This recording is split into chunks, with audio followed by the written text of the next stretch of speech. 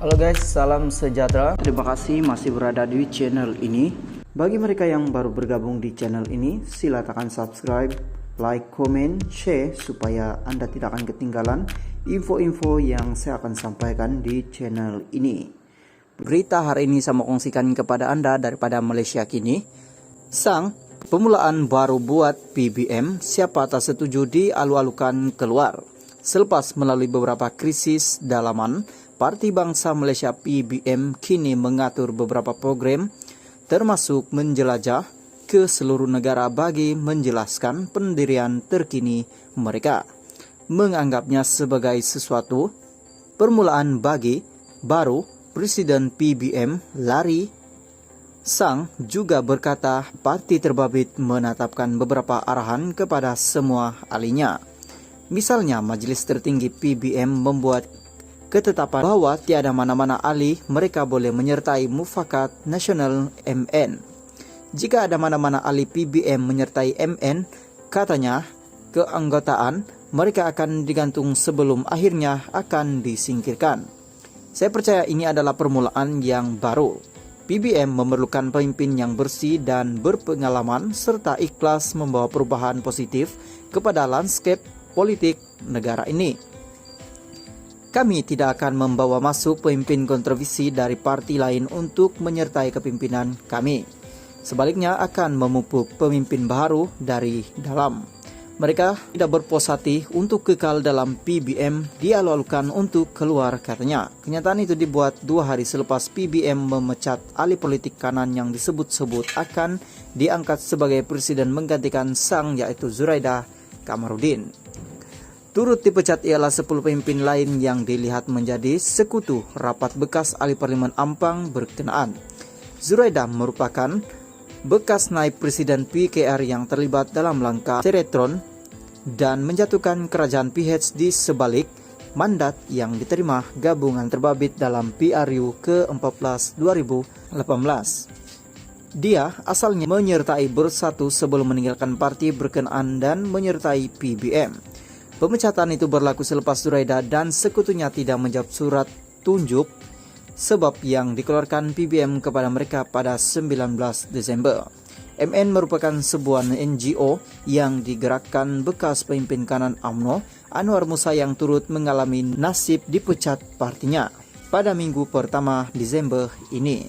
Pada 14 Desember lalu, Anwar mengesahkan Zuraida adalah antara ahli MN. Menurut Sang, larangan menyertai MN itu merupakan antara perkara yang dibincangkan musyawarah Majelis Tertinggi PBM baru-baru ini. PBM juga katanya turut menyatakan sokongan mereka terhadap Perdana Menteri Anwar Ibrahim dan Sekutu Kerajaan Perpaduan PHBN, Gabungan Rakyat Sabah, Gabungan Parti Sarawak dan Warisan. Mereka merupakan sekutu baharu kita akan pendirian kerajaan adalah hala tuju parti ini katanya. Dia turut memberi peringatan bahwa PBM adalah parti yang mempunyai akar umbi yang kuat di Sabah dan Sarawak. Justru tumpuan akan turut diberikan kepada pembangunan di negeri berkenaan. Pada masa ini PBM mempunyai 1 kursi parlimen dan 3 kursi DUN, 2 dari Selangor dan 1 dari Sabah. Kami akan mempertahankan dan bekerja sama dengan sekutu kita dalam menjalani kerjasama dalam pilihan raya. Menyertai satu gabungan akan menjadi sesuatu yang perlu dipertimbangkan selepas 6 bulan. Walaupun perbincangan sedang dilakukan katanya. Terima kasih masih berada di channel ini. Bagi mereka yang baru bergabung di channel ini, silakan subscribe, like, comment, share supaya Anda tidak akan ketinggalan info-info yang saya akan sampaikan di channel ini. Berita hari ini saya mau kongsikan kepada Anda daripada Sinar Harian. Wan Saiful cadang Johor ganti Rafizi.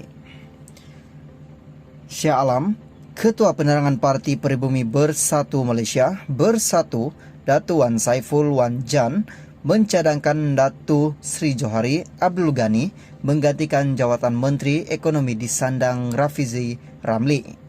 Sekiranya ahli parlimen pandan itu terus tidak kompeten dalam menjalankan tugas.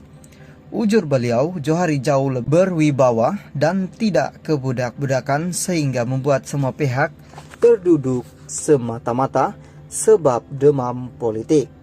Matlamat kerajaan bukan untuk bagi sesiapa terduduk, tetapi matlamat kerajaan ialah membantu rakyat tanpa mengira pegangan politik.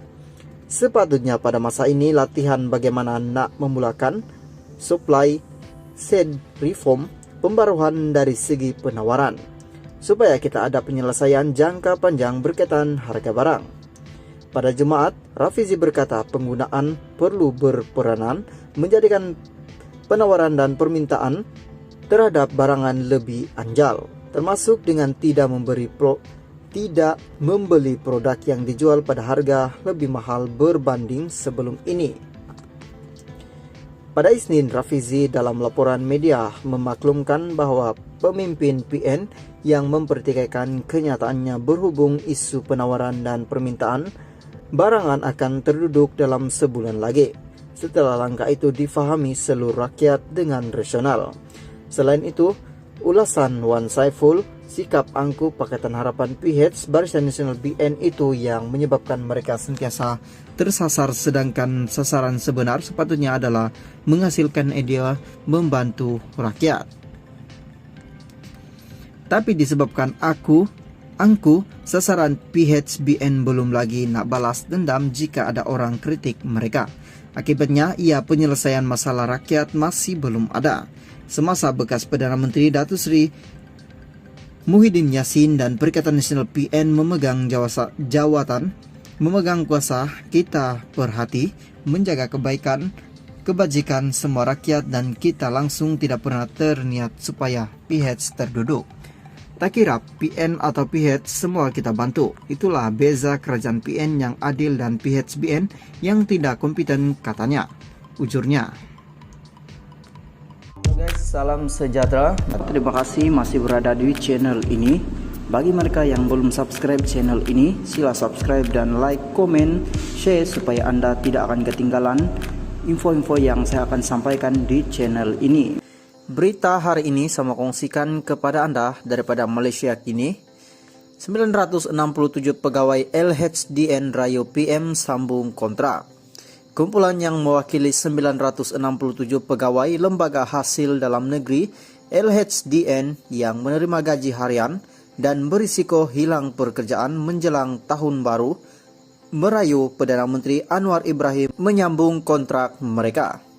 Bekas pengurusi PKR Terengganu, Azan Ismail berkata dia menerima maklumat mengenai pegawai berkenaan yang masih tidak pasti akan status pekerjaan mereka. Katanya, kumpulan itu akan menyerahkan surat secara rasmi kepada Anwar yang juga Menteri Keuangan tidak lama lagi. Terdapat keimbangan mengenai kesan hilang pekerjaan